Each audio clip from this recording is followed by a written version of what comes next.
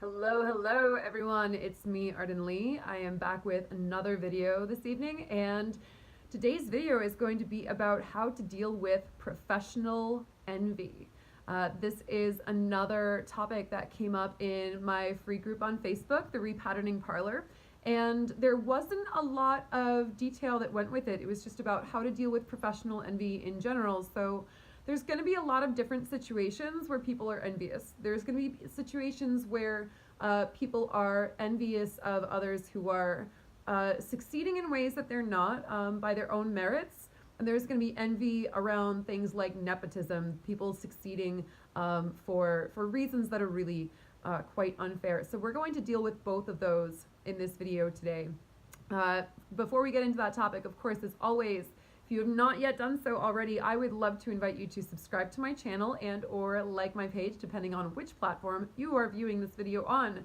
And if you have not yet heard of me and my work, my name is Arden Lee, and I am the creator of the Repatterning Project. And that is an 8-week course where we hack our beliefs, we examine our patterns, we look toward the roots of where they came from, how they were formed, in order to bring conscious awareness to the fact that we can choose to reprogram those beliefs if we want to. We can choose to rewire our patterns through conscious awareness of our everyday habits and choices that we're making, so that we can begin to optimize our lives to accomplish our goals and get done everything that we want to do and start creating the lives that we really want to live. So if that sounds like your jam, go ahead and check out the description box of this video, because I have left a PDF link, a link to a PDF download that you can get, that is going to tell you a little bit about what we do in the course of the Repatterning Project, to see if it's a good fit for you, if you want to join us for the next round.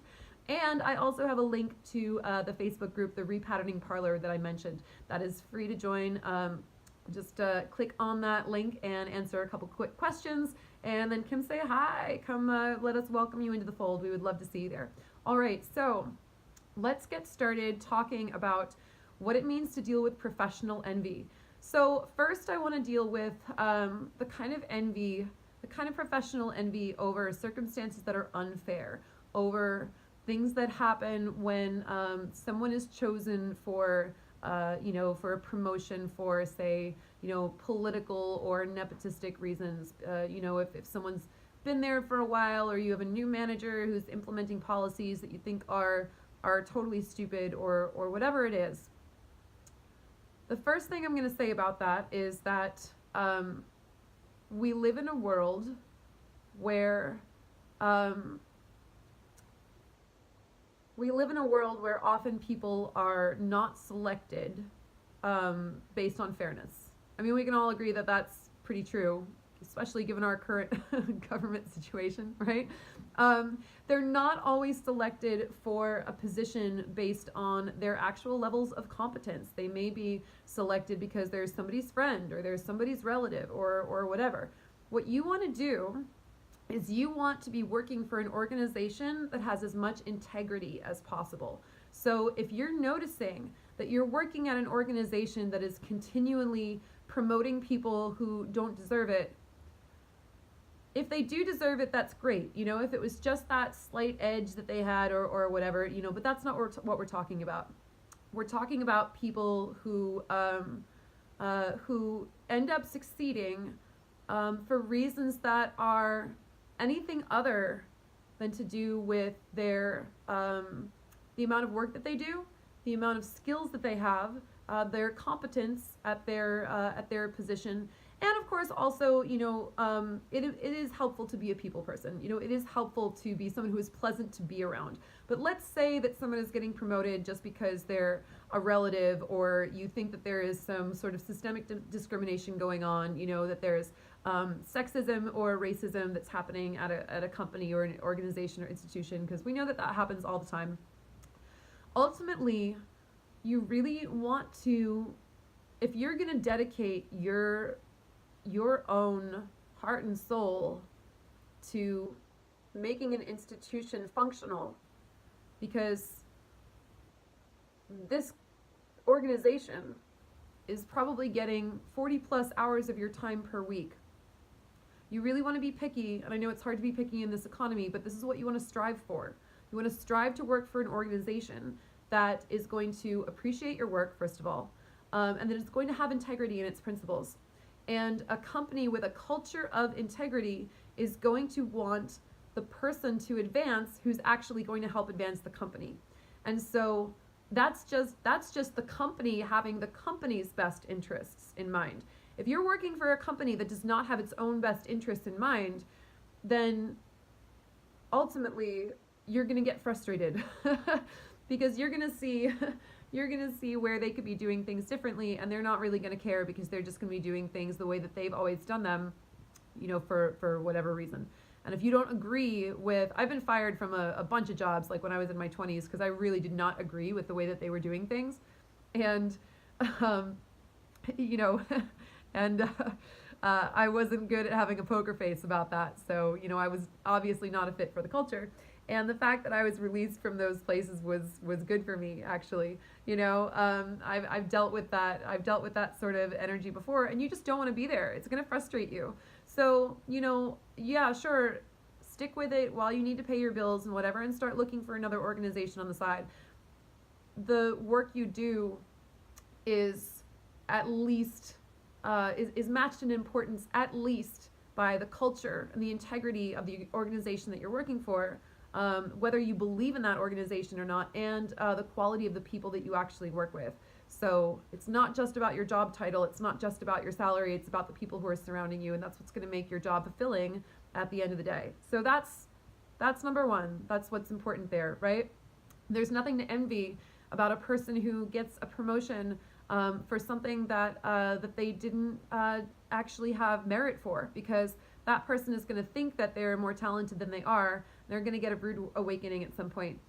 Or they're just going to go on and do a terrible job and live a mediocre life. And, I assume if you're watching these videos, you probably have a pretty strong sense of your life purpose. You probably have a pretty strong sense that you want to be in alignment with your calling. It doesn't make sense for you to just, get some like corner office job at Walmart, like the Walmart Corporation, and just profit off a whole bunch of, whatever. That probably isn't your jam. It's not mine, that's for sure. So ultimately, your purpose, and whether you're being challenged and whether you're being fulfilled and satisfied in your work, you're probably not going to find that fulfillment and satisfaction if you're anywhere where a company is not in its integrity, in its hiring practices.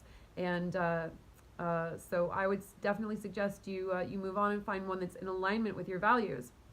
As for the other kind of professional envy, when you're envying someone who is in your field or in your organization, or doing something that you want to be doing that you're not doing already, well, that's a gift. That is a gift, because it tells you exactly the blueprint that you want to move forward on. If you are looking at people who are doing things that you want to accomplish, that person, even though you might kind of hate them at the moment, that person is giving you the steps to follow in, to be able to replicate their kind of success with, of course, your own, your own, infused with your own unique expression, your own voice, right? But they're giving you a clue as to what it is that you really want for yourself. I remember getting super envious of, some authors or,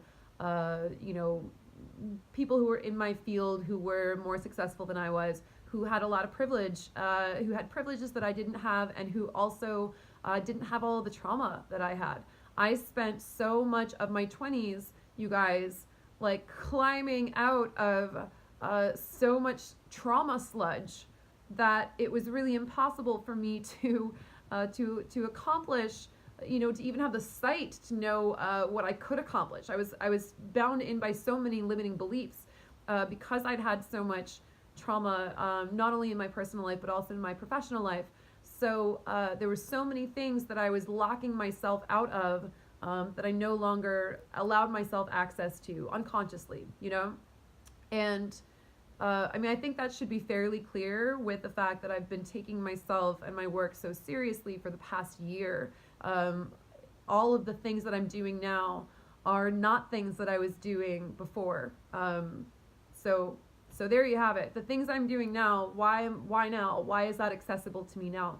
because I got rid of the limiting beliefs that were imprinted by a bunch of trauma that happened to me in my 20s that I really needed to work my way out of. The cool thing about working your way out of trauma is that you actually have more of a voice when you get your way to the other side, because you understand what it means to get through it. Now, part of what I do is I specifically teach people how to work that way out of what they're going through. So sure, I'm also personally benefited by the work that I've done, because now that is the thing that I teach, right? But what you want to notice is that anytime you're looking at someone and saying, look at what they're doing, they haven't faced the hardships I have, they haven't gone through what I have, and they have all this privilege and it's so much easier for them and whatever. Privilege is real, by the way. Privilege is super real. But what you want to look at is really the thing that's going to help you the most is looking at that person and saying, what are their beliefs about themselves that I don't have about myself? Why, I'll give you an example. I've had some really great talks with Lex from Three Teeth. It's a really terrific industrial band, and I've picked his brain on a number of occasions about how he marketed his band and how he got so successful. His first show was sold out. He was like, well, I started a social media account a year before we ever played, and I put up some artwork, but I was really mysterious about who was in the band. I didn't post any pictures of anyone, and I just created this sort of big mystery around it, so that by the time we finally came out and played our first show, the show was sold out. Well, to be fair, I probably have a limiting belief about my ability to do that. I have a limiting belief around my ability to engineer a social media campaign that would result in, a year-long campaign that would result in a sold-out show from a band who's never played before. And why do I have those limiting beliefs? Well, first of all, I don't know a whole ton about running social media campaigns. So what would I need to do in order to do that if that was the route that I wanted to go? Well, first, I would probably have to study with a social media marketing coach and figure out how I was going to do that. But anytime, you see, the details aren't that important. The point is that anytime you have envy over what someone else has done that you have yet to accomplish, you want to look at all the things that they're allowing themselves, all the beliefs that they're allowing themselves, all the possibilities that they're allowing themselves that you're not allowing yourself. And I know that's a super self-reflective way of putting that, but for me, in launching my own business and launching my own musical career, nothing has been more helpful than watching people that I envy and seeing, like, what is it that gives you this confidence to think that you can do this? And for some reason, I'm still scared to take as big of a leap or whatever. There are people who have, launched businesses that have pulled in far more income in, their first year or whatever than mine is going to. And I look at some of the things that they did, and I'm like, well, but they took a really big leap. They took out a whole, they spent a whole bunch of money on a mastermind, and they, really went in deep. And for me, I'm still juggling a whole bunch of things at once. I'm juggling my band. I'm launching my company at the same time, and I was only willing to put myself I wasn't willing to put myself in the hole, so to speak. I was willing to spend money. I was willing to make a bunch of money and put it toward investing, but I wasn't willing to put myself in a hole the way that that some other people have. I've known even my own business coach, Adam Lyons, put himself like $15,000 in debt for his first business coaching phone call with the man he eventually went on to work with as a coach. And I wasn't willing to do that. Now that's a choice, right? So I can look at that and I can say, okay, there's certain things that I have been willing to do, and there are certain things that I've not been willing to do. And my career is going to reflect my willingness to do things. And obviously, like, I'm moving a lot of density, like I'm doing a lot of things, but I'm doing it at a pace that I know is going to be okay for me. If I put myself $15,000 in debt to hire a coach, I would, I feel like I would be paralyzed. I would just not be able to do anything, because that I have a lot of trauma around money. I have a lot of trauma around money loss, so that wouldn't be good for me. So I'm doing it the way that I feel most comfortable. But I also have to look and say, if I'm not getting like the insane results that other people are, is that about my own willingness to invest in myself or whatever? So you want to be able to look at the people who you're having professional envy toward and be able to say, what are they doing? What are they willing to do for themselves? What are they willing to believe is possible for themselves that I'm not at this point? What is the difference between me and them? If I were to get where they are right now, what would I have to do? What would I have to believe about myself? What would I have to, how much expansion would I have to have? And, not every situation is going to be exactly the same. There are going to be people, I could certainly have a ton of career envy over someone like, I don't know, Gwyneth Paltrow, because her mom was Blythe Danner. There are people who have many doors open for them or whatever, but that rather falls into the first category, right? If I'm really just looking at someone who has accomplished things that I haven't, I really want to look at what they're doing. What are their habits? How early do they get up in the morning? What kind of hustles are they willing to do that I'm clearly still not willing to do? Have they given up going out and partying? Have they given up drinking? Have they whatever, what are they willing to do for themselves that I'm not willing to do for myself, apparently? And I need to take a real hard look in the mirror if that's the thing that I want to accomplish. I was earlier tonight, I was at a talk and book signing by Robert Greene, who just came out with a new book called The Laws of Human Nature. And someone asked about, what do you do when, you have a day job, but you want to fulfill your life purpose and you want to fulfill your artistic potential. And Robert Greene was really straight up with this guy. He was like, listen, I used to work at a publishing house, and we published Toni Morrison's first book. You guys might know Toni Morrison. She's a really incredible American author, and very famous writer now.